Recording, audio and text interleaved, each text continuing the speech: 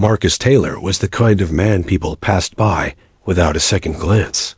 Each morning, long before the first student stepped foot inside Roosevelt High School, Marcus was already there, unlocking doors, wiping down the hallway windows, and mopping the cafeteria floor while the world outside was still dark and quiet.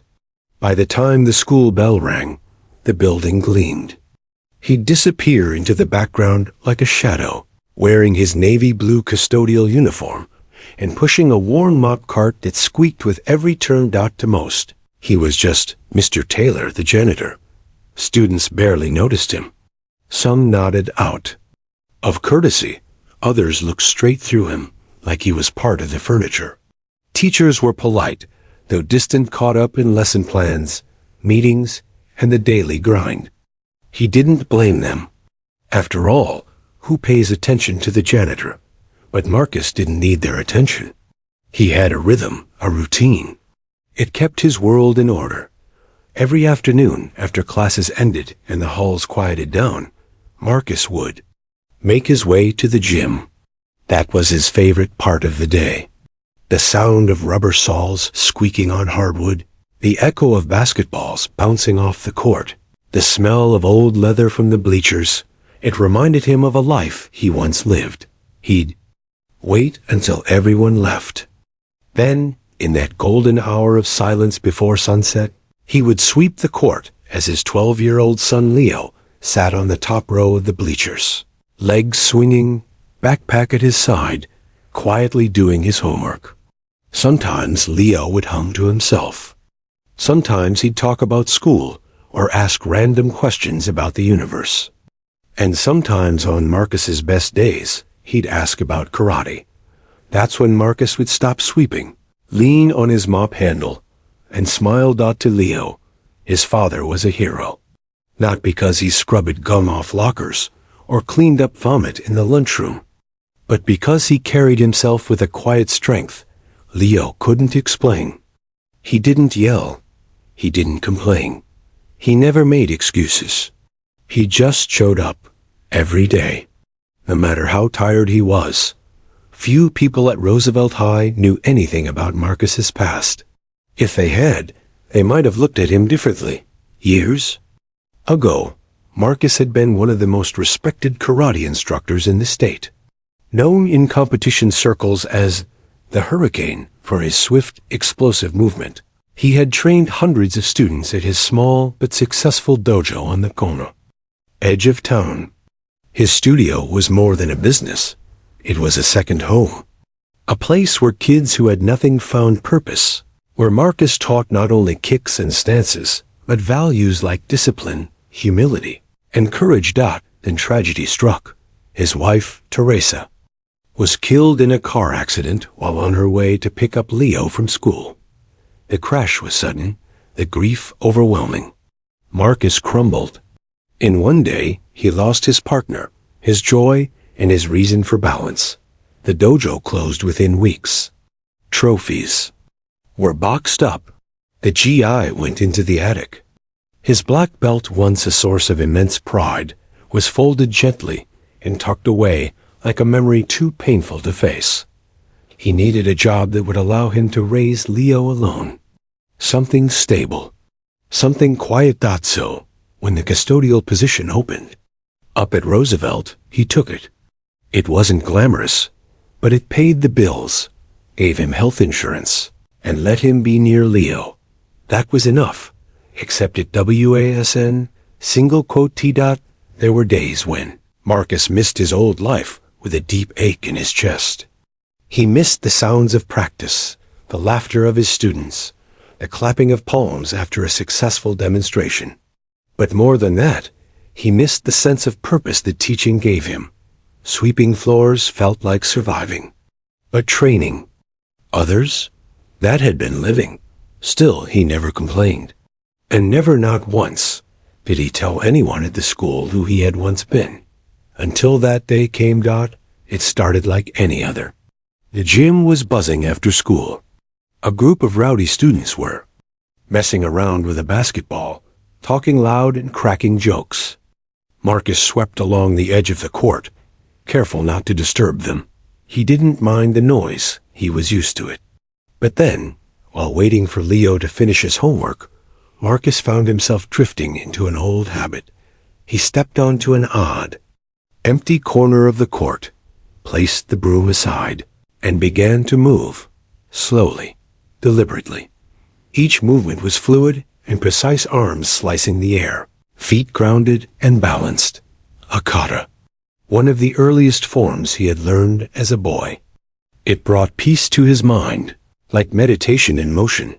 He didn't notice the students watching. One of them, tall and cocky, snorted. "Hey yo, janitor, what is this, Karate Kid? You gonna teach us kung fu or something?" The others laughed. A few mimicked his movements mockingly. A nearby teacher looked up from their phone, but said nothing. Leo froze in the bleachers, his face flushed with embarrassment, but Marcus didn't react with anger. He simply turned, looked at the group, and tilted his head. "If you're serious," he said calmly, "I could teach you a thing or two." For a moment, the gym fell silent. The boys looked at each other, unsure if he was joking. Then they laughed again and went back to their game. But something in Marcus's tone, so steady, so unshaken, lingered in the air. Leo stared at his father, half in awe, half in shock. It was the first crack in the wall Marcus had built around his past, and it wouldn't be the last. Marcus didn't say much on the walk home. Leo carried his backpack, sneakers still dusty from the gym bleachers.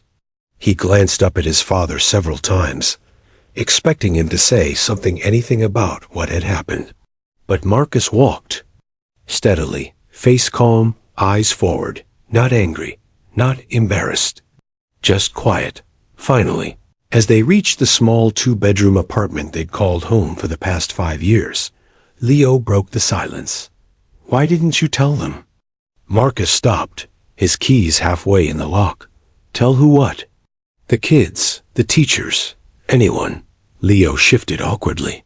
"That you know karate, like really know it." Marcus smiled faintly, pushed the door open, and gestured for Leo to head inside. "I used to know it," he said simply, placing his lunch container in the sink. "It was a long time ago. But you were good, I saw it. And the way you stood there when they laughed, like you weren't even bothered." Marcus sighed, sitting at the edge of their old couch, rubbing the back of his neck. "Because I wasn't, son. People laugh at what they don't understand. That's not my burden to carry." Leo dropped his bag and sat across from him. "So you were like a karate master?" Marcus chuckled. "I was an instructor. I had a dojo. Taught kids, adults, even law enforcement for a while. It was a good life, a busy one." Leo's eyes lit up. "That's so cool. Why'd you stop?" The smile faded. Marcus looked down at his calloused hands. His voice dropped to a softer tone. "Because your mom died. Everything stopped after that." The room fell silent. They didn't talk about Teresa much. The pain was still too fresh, like a wound that never fully scabbed over. But tonight, Marcus seemed willing to go there. "I couldn't run a dojo and raise you alone. The hours, the responsibility, the travel, it wouldn't have worked. You needed me here. And I needed to be here with you." Leo blinked quickly, processing the weight of his father's sacrifice. "You gave up your dream?" Marcus shook his head. "I didn't give it up. I put it away. There's a difference." He stood, walked to the hallway closet, and pulled down an old shoebox from the top shelf. Inside were folded photos, newspaper clippings, a cracked gold medal, and a black belt frayed at the edges, but still proud in its presence. Leo leaned in, his mouth slightly open, as he examined the contents. One photo showed Marcus in his 20s, in full karate uniform, arms crossed, standing in front of a group of young students at the old dojo. Another clipping bore the headline, "Local Fighter Wins State Championship." The Hurricane strikes again. You are famous, Leo whispered. In some circles, Marcus admitted. But fame doesn't raise a child. Character does. Leo looked at his dad with new eyes that night, not just as the man who made pancakes every Sunday or reminded him to brush his teeth, but as someone who had lived a whole life before him. A powerful, respected life.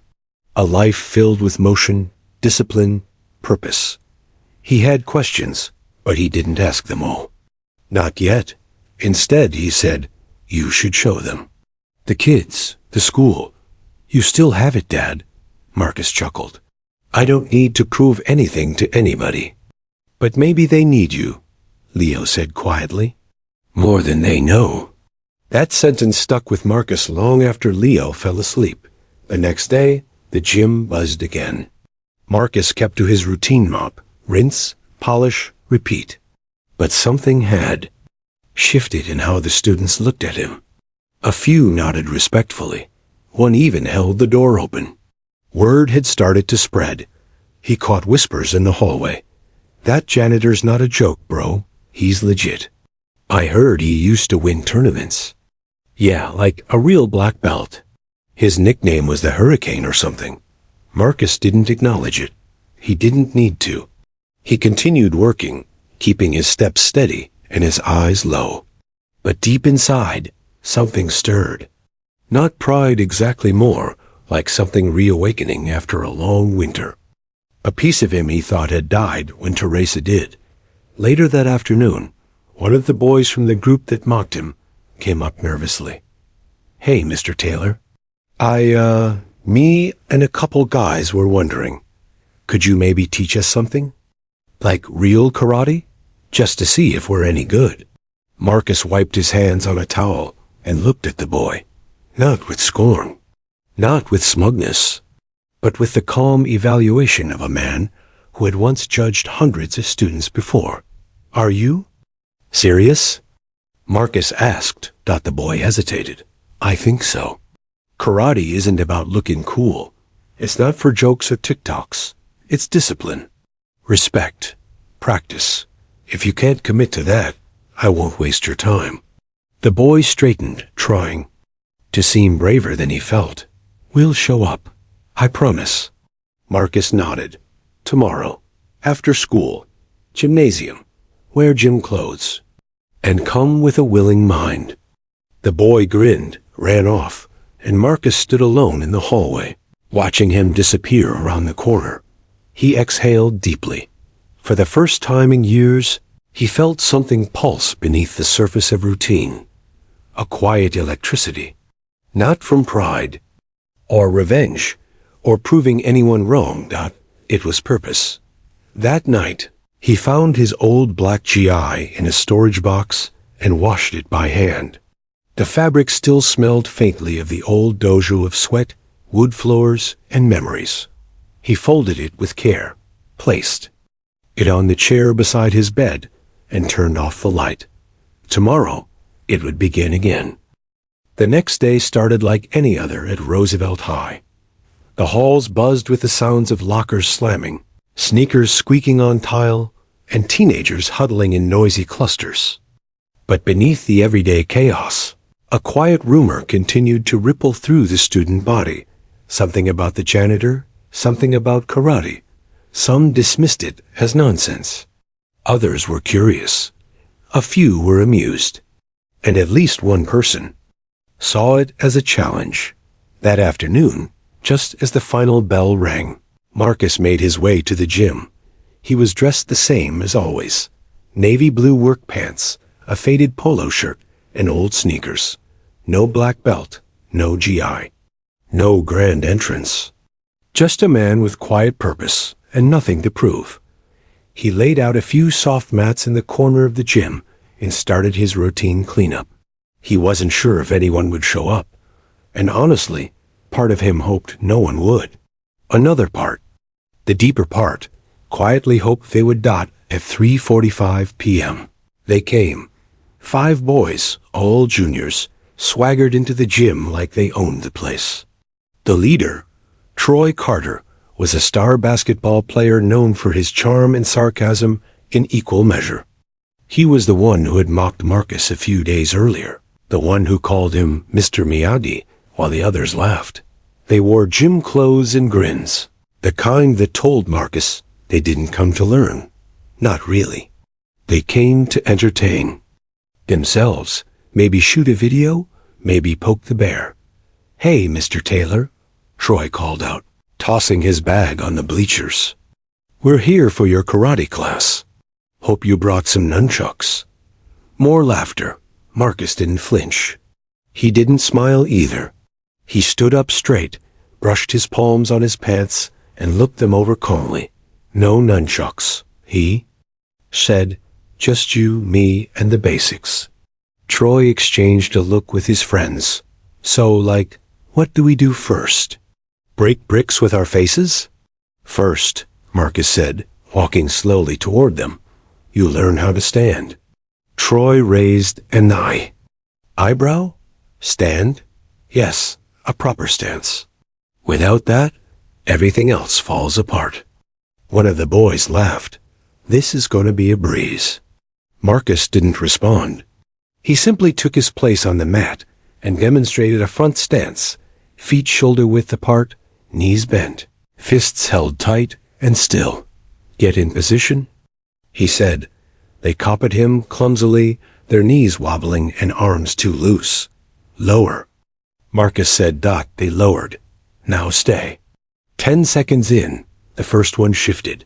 15 seconds later, another groaned. At the 1-minute mark, Troy stood up straight and shook out his legs. "Man, this is stupid. Why are we just squatting here?" "Because you can't punch or block without balance," Marcus replied.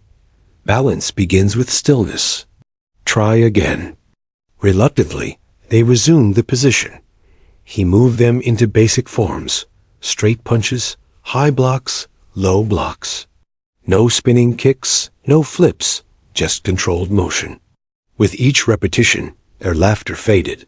They began sweating, breathing heavier, losing the smugness. Marcus corrected their posture with gentle taps and sharp instructions. "Tuck your elbow. Straighten that wrist. Breathe from the diaphragm." 30 minutes in, they were silent, focused, present. And that was when something shifted. Troy looked at Marcus differently now. His eyes narrowed not in mockery, but in curiosity. There was something about the way Marcus moved. No wasted motion. No hesitation. His punches were lightning quick, but always stopped an inch before impact. His stance never wavered. His control was total. He wasn't doing this for show. He was doing it because it mattered. At the end of the hour, Marcus bowed. "That's enough for today." The boys stood there, catching their breath, unsure how to respond. Troy finally stepped forward. You? You're actually good." Marcus smiled for the first time. "You didn't expect that?" "I mean, no. I thought this was just some janitor thing." "It's not," Marcus said softly. "It's a discipline. One I gave my life to." There was a long pause. Then Troy asked, "Can we come back tomorrow?" Marcus gave a small nod. "If you come back serious. No games, no jokes. You show respect to me, to each other, and to the practice. Otherwise, don't waste my time." Troy nodded. "We'll be serious." That night, as Marcus packed away the mats, Leo walked into the gym, his backpack slung over one shoulder. He'd stayed late for tutoring. "I heard what happened," Leo said, trying to sound casual. "Troy told everyone." Marcus raised an eyebrow. "What did he say?" "That you made him sore in places he didn't know could be sore." Marcus chuckled. "Good." Leo sat on the bleachers, watching his father move around the gym with a different kind of energy now. Not rushed. Not tired. Focused. "You looked happy," Leo said. Marcus paused, hands resting on the mop handle. "I felt alive." Leo grinned. So ... does this mean you're gonna start teaching again? Marcus looked around the gym, at the scuffed floors, the old basketball hoops, the faded championship banners from a decade ago. This place isn't a dojo, he said. Leo shrugged. Maybe it doesn't need to be. Maybe it's enough just to start. And right then, Marcus knew. The joke had sparked something real. What started as mockery had become an invitation. Not just to teach karate, but to reclaim a part of himself he thought he'd lost forever. Word spread fast. By the end of the week, half the school had heard about the janitor sensei in the gym. At first, it was just a whisper, a hallway rumor. But after Troy and his friends started showing up every day after school quiet, focused and sweaty, it became something more. The joke had evolved into a story, and the story began to grow legs. Marcus, however, stayed grounded. Each afternoon, he rolled out the same faded mats and taught the same humble routines. Breathing, stances, footwork, and discipline. No flying kicks. No tournaments. Just the roots of real karate. And yet, more students came. By the end of the second week, 15 kids were showing up daily. Some athletes, some nerds, a few loners. Even a girl from the chess club asked to join. Marcus welcomed them all with the same quiet expectations. You show up. You show respect. You work. Leo watched from the sidelines, sometimes joining in when he finished his homework. He was proud of his dad, though he didn't always say it. But one afternoon, everything changed again. This time, not with laughter, but with a challenge. It was Friday, and the gym was echoing with the rhythmic thuds of punches hitting air. Marcus moved through the room like a calm tide, correcting stances and demonstrating techniques. Sweat glistened on foreheads. Nobody laughed anymore. They were all too focused on staying balanced, breathing properly, holding form. That's when Coach Randall walked in. He was the school's long-standing wrestling coach and a former Marine with a build like a bulldozer. Randall had been watching from afar, clearly skeptical. He leaned against the gym door, arms crossed, eyes narrowed. "Taylor," he called out, interrupting the silence. "Got a minute?" The students froze. Marcus nodded once and stepped away. From the mats, "Coach." Randall looked him over, clearly sizing him up. "Heard you've been teaching kids karate." "Just the basics," Marcus said calmly. "Discipline, focus, control." Randall grunted. "That's all good and well, but I don't want kids thinking this is some Hollywood dojo. We've got real competitions coming up. State wrestling finals, football tryouts. These kids need to stay grounded, not practice crane kicks from the Yalsi." "Karate Kid." Marcus didn't flinch. "They're learning more than kicks, Coach." Randall raised a brow. "Yeah? You think what you're teaching holds up in a real match?" The air grew still. A few students exchanged nervous glances. Leo clenched his water bottle tighter. Marcus tilted his head slightly. "What are you suggesting?" Randall shrugged.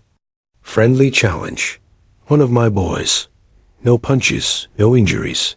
Just technique. Let's see if the mop man's martial arts can match up to a state-bound grappler." Gasps whispered through the gym. Troy's eyes widened. Leo's stomach dropped, but Marcus stayed silent for a long moment, then gave a small nod. "Tomorrow, after school, in the gym," Randall smirked. "I'll bring my best." He turned and walked out, leaving the air thick behind him. That night, Leo paced the living room. "You can't do it," he said for the 5th time. "Wrestling is different. They're younger, faster. What if you get hurt?" Marcus sat on the couch, calmly taping the handle of an old wooden BO staff he had pulled from the closet. He glanced up at his son. "Do you think I'd say yes if I wasn't ready?" Leo hesitated. "No, but why risk it at all?" Marcus's voice softened. Because sometimes you don't just fight for yourself. You fight for what you represent. These kids started believing in something about discipline, strength, purpose. If I back down now, they'll think it was just a story, just another rumor. Leo sat beside him, quiet for a while. Then he asked, "Do you remember everything?" Marcus looked down at the staff, his fingers pausing. "Every move," he said. "It never left me, just waited." The next day, the gym was packed. Word had spread again. Students lined the bleachers, whispering, waiting. Even a few teachers snuck in, curious about what was about to happen. In the middle of the floor, Coach Randall stood with his top wrestler, Caleb Strong, a senior with arms like tree trunks and a face that looked carved from granite. Marcus entered quietly, wearing a simple black t-shirt and sweatpants. No GI, no belt, no bravado, just calm. He stepped onto the mat, bowed respectfully, and faced Caleb. Coach Randall explained the rules. No strikes, no submissions, no hurting. First person to pin or force the other off balance wins. Caleb cracked his knuckles and grinned. "You sure about this, old man?" Marcus didn't blink. "Are you?" The bell sounded. Caleb charged forward, arms wide, aiming for a quick grapple. Marcus sidestepped gracefully, shifting his weight, redirecting the motion. Caleb stumbled. Again. Caleb lunged. This time, Marcus moved like water. He turned, used Caleb's momentum against him, and swept his leg. Caleb landed hard on the mat, controlled, not hurt, but clearly shocked. The crowd gasped. Marcus stepped back, breathing steady. He didn't gloat. He didn't taunt. He just waited. They circled again. Caleb came in low this time, more cautious, but Marcus anticipated it. He pivoted, grabbed the wrist, and performed a textbook hip throw. Caleb hit the mat. Flat. Pin. Silence. Then dash applause. Real applause. Even Coach Randall stood there, stunned. He didn't say a word, but his expression had changed from amusement to genuine respect. Marcus helped Caleb up. "You've got strength," he said. "Learn to control it, and you'll be unstoppable." Caleb nodded, dazed but impressed. As Marcus stepped off the mat, Leo ran to him. "You? You really are the hurricane," Marcus smiled. "No, I'm just your dad." But the spark in Leo's eyes said otherwise. That day, a janitor became a legend. Not because he won a match, but because he stood tall, calm, and unshaken in the face of doubt. And from that moment on, Roosevelt High began to see him differently. Not as the man who cleaned the halls, but the one who taught strength with silence. Monday morning arrived like any other bustling hallways. Slamming lockers, muffled announcements. But something had changed at Roosevelt High. Everywhere Marcus went, heads turned, not in pity, not in mockery, but in acknowledgement. Students nodded. Teachers smiled. Even Principal Herrera stopped him by the stairwell. "Mr. Taylor," she said warmly, "I saw the match on someone's phone. Impressive form." "I didn't know we had a martial arts champion on staff." Marcus chuckled lightly, shouldering his mop bucket. "It's an old story, Principal. Just did what I had to do." "Well," she said, her voice thoughtful, "it's clear these students are hungry for what you're teaching. If you're willing, I'd like to offer you the gym after school, officially. We'll call it a karate club. You'll have access to equipment, space, even a budget." Marcus blinked. It wasn't what he'd expected. "I thought there'd be rules." "Red tape," she smiled. "There are. But sometimes we make exceptions for the right cause." He hesitated, but only for a moment. "Then yes, let's do it." By the end of the week, a small banner appeared in the gym. The Hurricane Dojo Strength, Respect, Balance. It wasn't fancy.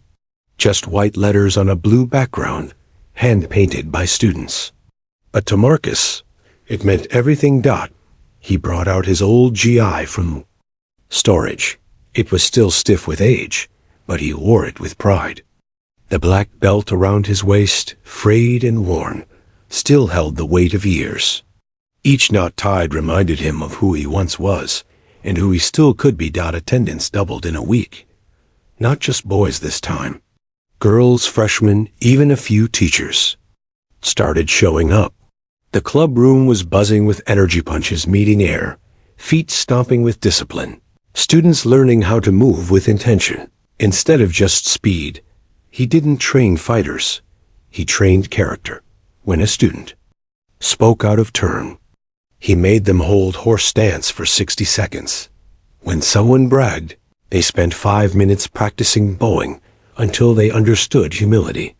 He taught them to meditate, to breathe through frustration, to lose with grace, and win with silence. One day, Troy approached Marcus after practice. Sweat dripping, bruises blooming on his forearms. "Hey, Sensei," he said, using the title for the first time without irony. "What would it take to make this place a real dojo? Like, compete for. Real. Get belts. Enter tournaments." Marcus looked around the gym. It was still just a school gym, bleachers pulled back, squeaky floors, the faint smell of popcorn and cleaning chemicals. But he saw what Troy meant. A spark had been lit, and maybe it was time to let it burn brighter. "I'll need mats," Marcus said. "Uniforms, registration fees, certification." Troy nodded eagerly. "We could fundraise, sell stuff, host events. People are talking, you know. They want to be part of this." Marcus raised an eyebrow. "People?" Troy smirked. "The whole school. Even my dad said he'd chip in." Marcus looked at him, truly seeing him, not as the cocky teen who once laughed in his face, but as a young man growing into something stronger. "Then let's build it," Marcus said. By the following month, the transformation had begun. What started as an after-school hobby became a movement. Local businesses donated mats and punching bags. Parents volunteered to help run fundraisers. The PTA approved a small grant. And most surprisingly, Coach Randall stepped forward with wrestling mats the team no longer used. "You've got something real here," he told Marcus. "Don't let it slip." They cleaned out an unused storage room near the gym and turned it into a modest dojo. Mirrors on one wall, a row of shoes neatly aligned by the entrance. The hurricane banner now hung over the mirror, trimmed and proud. Students began calling it the temple. For many, it became more than a place to train. It was a refuge. Leo, once quiet and cautious, began to thrive there. He trained beside his dad every afternoon, growing faster, sharper, more confident.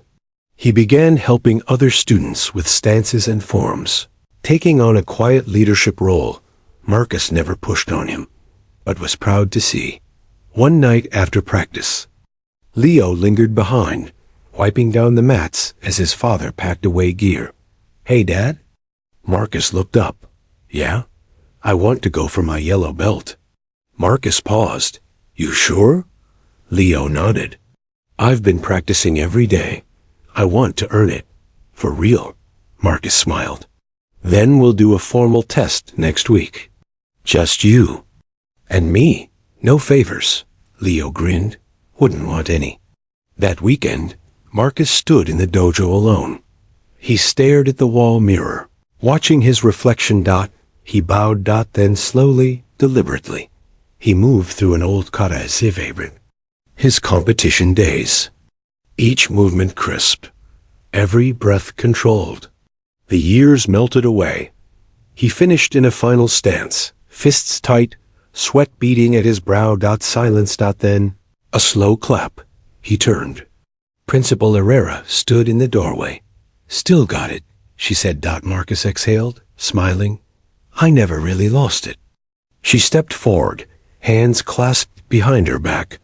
"There's talk about district tournaments. Other schools are noticing."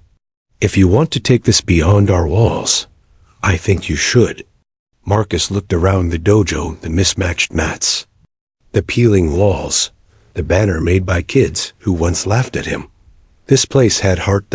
And now, maybe it had a future. The dojo was quiet.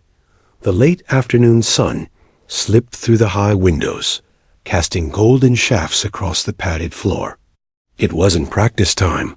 No noisy students. No shuffle of sneakers or echo of commands. Just stillness. In the center stood Leo.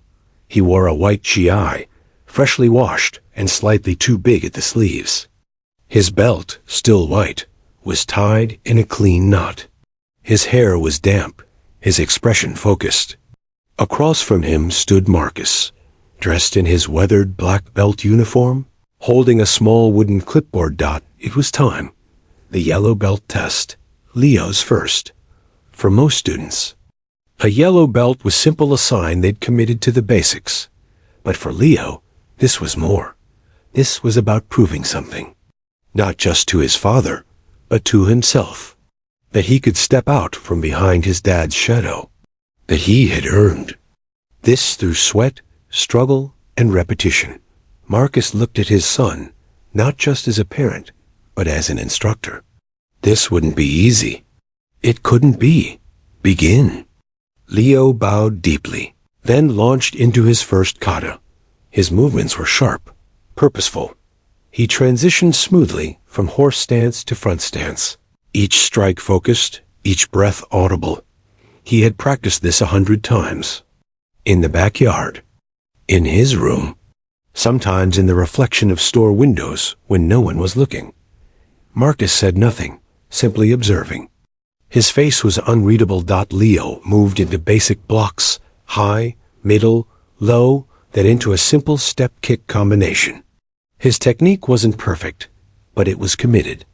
Honest. Midway through the test, sweat began to bead on Leo's forehead. His hands shook slightly as he transitioned into self-defense drills. Marcus called out simulated attacks, grabs, pushes, strikes, and Leo responded with blocks and counters. At one point, Marcus lunged forward with a grab. Leo slipped free, stepped back, and instinctively struck with a controlled palm to the chest. Just like he'd been taught, Marcus held his stance, then nodded. Break. Leo stepped back, panting. His GI clung to him now. His eyes flicked up to his father's. Searching. Marcus gave no sign. Then he pointed to a wooden board resting on 2 cinder blocks near the back of the dojo. You want yellow? Break that. Leo's heart thumped harder. He hadn't practiced breaking. He had watched others do it, older students, more experienced ones. But he had never tested himself this way. He walked over to the board and stared at it. It looked thicker than he remembered. His hand trembled slightly as he took his stance. Marcus stood behind him, silent. Leo took a deep breath. He focused. In that moment, all the noise of the world fell away. No school pressure. No whispers of janitor's kid. No shadow of his dad's past. Just him. And the board. He exhaled and struck. Crack. The board split cleanly, snapping into 2 neat halves. One piece bounced and rolled off the mat. The other stood balanced for a moment, then fell silently. Leo stood frozen, fists still extended, eyes wide. Marcus stepped forward, picked up the broken wood, and looked his son in the eyes. You've earned it. He reached into a nearby bag, pulled out a folded yellow belt, and handed it to Leo. Leo stared at it for a long second, then took it with trembling hands. He bowed again, deeper this time, and tied it around his waist, not firm. He didn't cry, but his chest rose with a pride he'd never felt before. The next day, the dojo buzzed with energy. News of Leo's belt spread fast. Students congratulated him, clapped his back, even bowed playfully in his direction. But the celebration was short. Lived. That afternoon, Coach Randall walked in during practice, a clipboard in hand. Marcus, he called across the room. "We've got something." Marcus approached. Randall handed him the sheet. District Martial Arts Expo, 3 weeks from now. Open invitation. All disciplines: karate, taekwondo, jiu-jitsu. Not an official tournament, but a way to put your dojo on the map. Marcus read the flyer. Unity Martial Arts Expo. Open demonstration and friendly sparring hosted by Centennial High. March 11. His eyes paused on one line. Special instructors exhibition available. Randall smirked. "You interested?" Marcus looked at the mat where his students were stretching. Maybe. But later that night, as he sat at the kitchen table, Leo sat across from him with his yellow belt tied neatly. "You should do the instructor." "Match," Leo said. Marcus looked up. "You think so?" "Yeah. You've already proved yourself here. But this could show everyone what Hurricane Taylor really is. Not just the kids at Roosevelt. Everyone." Marcus leaned back, the gears turning in his mind. He hadn't performed publicly in years. He hadn't competed in over a decade, but part of him still remembered what it felt like. The adrenaline, the focus, the silence before the match. He looked at Leo, his son, now not just watching from the sidelines, but standing on his own 2 feet, earning his place. Maybe it was time to step back into the ring, not to relive old glory, but to light the path for the ones who followed. He nodded slowly. "All right," Marcus said. "Let's show them what the Hurricane can really do." The day of the Unity Martial Arts Expo arrived like a storm on the horizon, silent at first, but carrying a weight you could feel in your chest. Marcus stood in front of the Roosevelt High Gym at 6 a.m. sharp, dressed in his black GI, the Hurricane, patch freshly stitched onto his chest by one of the art students. His dojo crew, 6 students, including Leo, Troy, and 2 girls who had just received their orange belts, waited by the van principal Herrera had rented. Leo tugged on his sleeves nervously. "Do we really belong there?" Marcus looked at him, then at the others. They weren't the most polished. Their gis didn't match. Their bags were borrowed. But they were ready. "We belong anywhere we choose to stand tall," Marcus said. "Let's go prove that."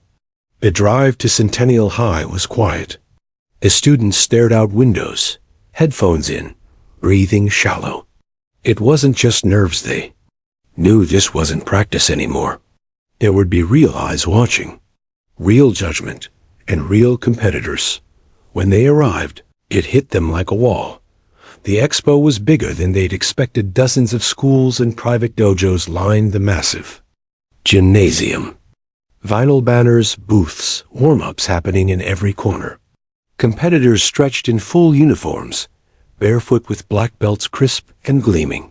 The Roosevelt group looked around like they'd walked into a different world. Marcus walked in with quiet confidence. He registered at the front, signed his students in, and then scanned the list of instructors for the featured demonstration. His eyes stopped. Instructor, showcase, 3:15 p.m. Marcus, the Hurricane. Taylor versus Victor Delgado, Red Phoenix Marshall. Arts Academy. He stiffened slightly. Victor Delgado, a name he hadn't heard in over a decade. A former regional champion. A showboat. And once, long ago, a rival in Marcus's own rise through the martial arts ranks. Delgado had gone on to open his own flashy chain of dojos, known for cinematic flair and little substance. Marcus hadn't known he would be here, and certainly not in the opposite corner. By noon, the Roosevelt students had completed their team. Forms Leo and Troy, leading the group in a kata they had practiced every evening for 2 weeks. Their lines weren't perfect, but their presence drew attention, not because of precision, but because of purpose. They moved like they believed in every step. Applause followed, some polite, some surprised. Afterward, a boy from a well-funded academy came over. "You guys from Roosevelt High?" "Yeah," Leo answered. Cautious. The boy nodded. Never seen anyone move like that. Your sensei teach you that? Leo smiled. Yeah, he did. As 3:15 approached, the gym buzzed with new energy. The instructor showcase was the highlight event, where martial artists with decades of experience demonstrated their skill in friendly but competitive matches. Marcus stood at the edge of the mat, rolling his shoulders slowly. His GI fit tighter across his back than it had in his prime, but he moved with quiet certainty. Across from him, Victor Delgado strutted in, his red-trimmed GI gleaming. Cameras followed him. His students cheered. His presence screamed performance. Well, well, Delgado said as they bowed before the match. The janitor's back. Marcus didn't blink. Just here to mop the floor. A few spectators chuckled. Delgado grinned, still sharp. The bell rang. Delgado came in fast, using high theatrical kicks meant to dazzle the audience. He spun, flipped, and posed. Marcus didn't flinch. He stayed grounded, blocking cleanly, redirecting energy like water. He didn't perform. He responded. Then, mid-match, Marcus shifted.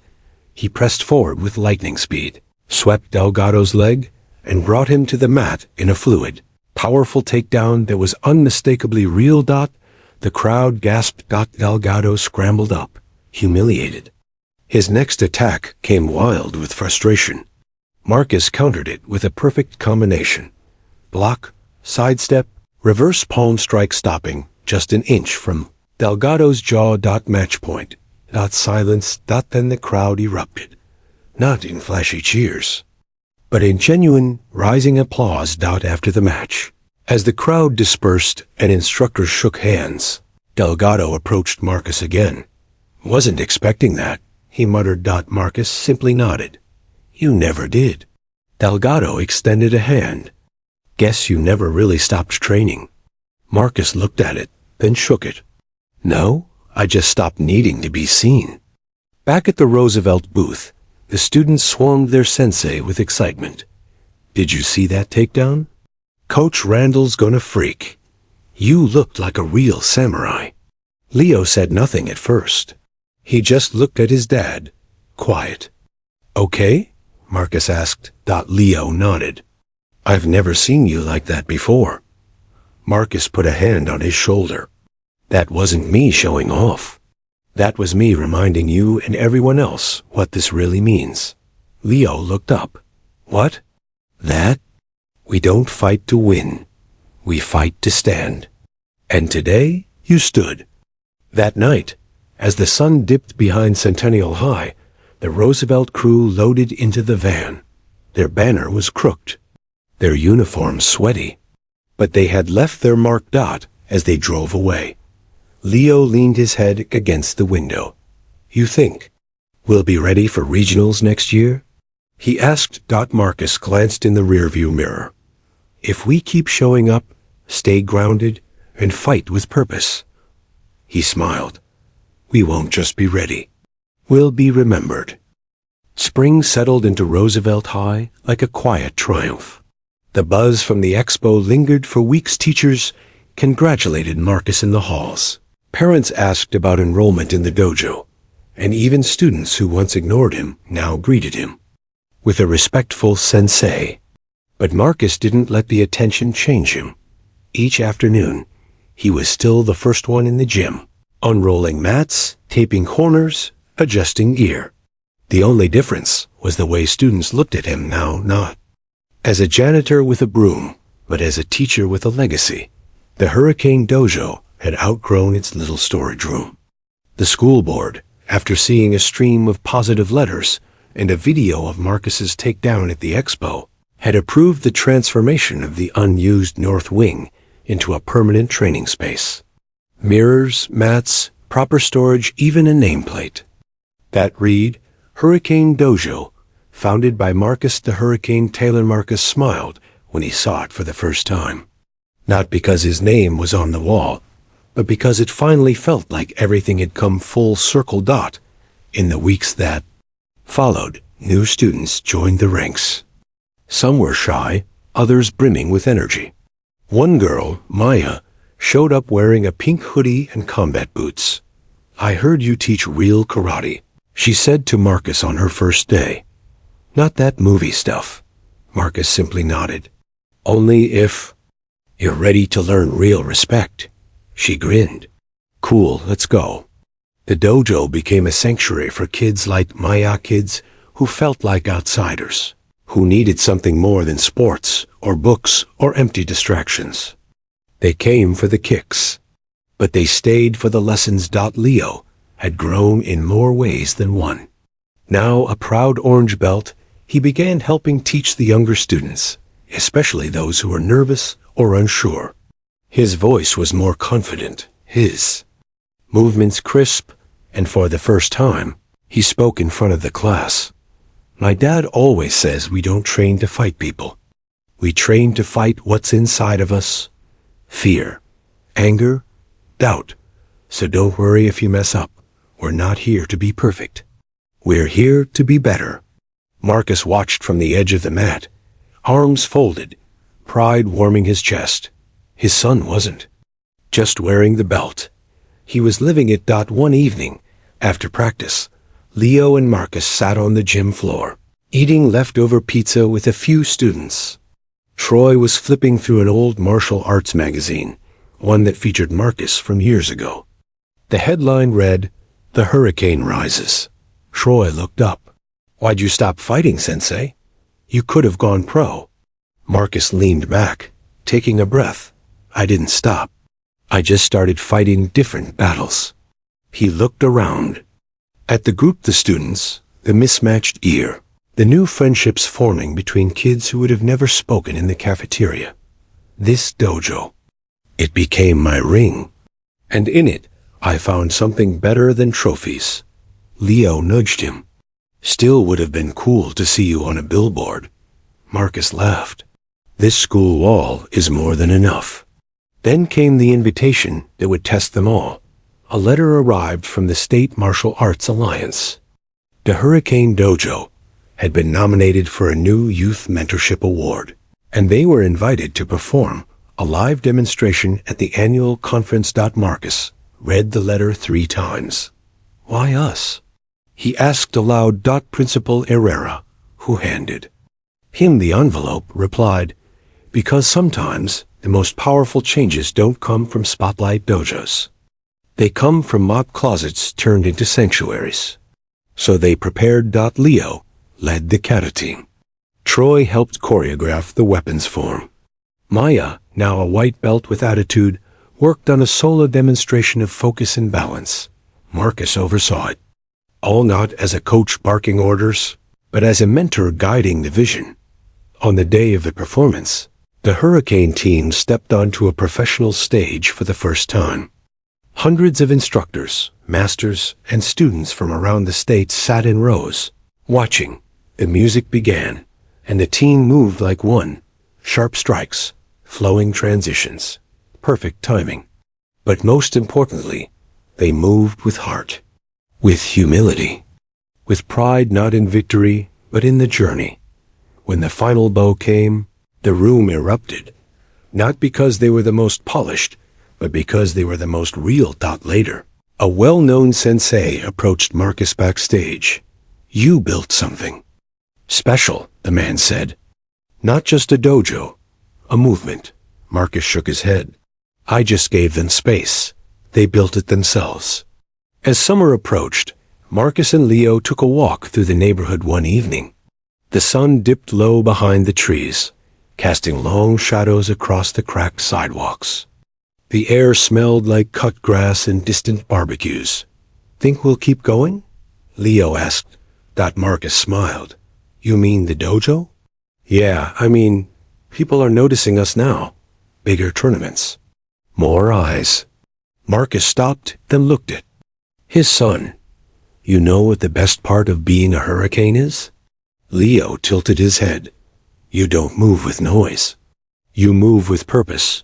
You clear the air. You make way for something new." Leo nodded. "So we keep moving." "Exactly." They walked on in silence, Side by side, father and son, student and teacher Dot. And though the world might never know the full story of the janitor who became a sensei, at Roosevelt High, and in the hearts of every student who passed through those doors, the hurricane legacy had only just begun.